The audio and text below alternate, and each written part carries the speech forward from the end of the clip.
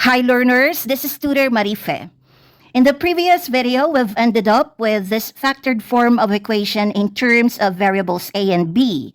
Quantity 3a minus 2b times quantity 2a minus 3b equals 0.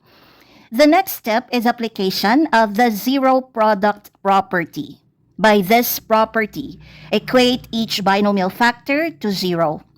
Then focus on this first equation to find one real number x that satisfies the original exponential equation, 3a minus 2b equals 0.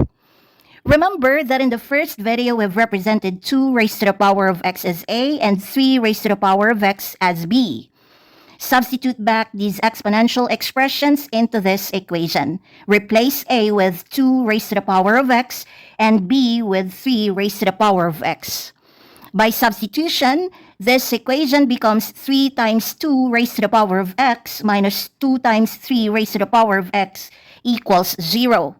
Then transpose this second term on the left side to the other side of the equation. This is the resulting equation.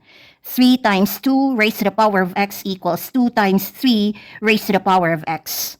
Apply division property of equality to cancel out these coefficients on each side of the equation.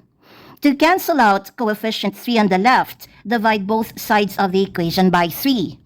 To cancel out the coefficient 2 on the right, divide both sides of the equation by 2. By cancellation of pair of 3's and pair of 2's, this equation becomes 2 raised to the power of x over 2 equals 3 raised to the power of x over 3. And remember that any number has an invisible exponent of 1. Observe each side of this resulting equation.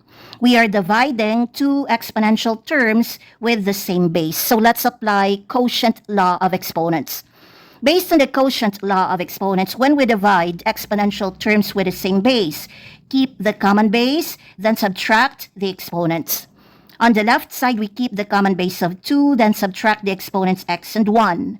On the right side, we keep the common base of 3, then subtract the exponents x and 1. This is the resulting equation. 2 raised to the power of x minus 1 equals 3 raised to the power of x minus 1. Now take note. For two exponential numbers with different bases but with a common exponent to be equal to each other, their common exponent must be 0. Because by zero exponent law, any number raised to the power of 0 is always equal to 1.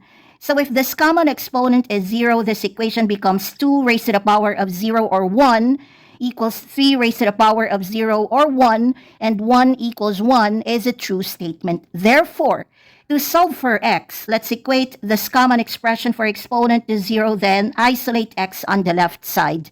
X minus 1 equals 0, transpose negative 1 to the right side. X equals 1 is a real number x that satisfies the original exponential equation.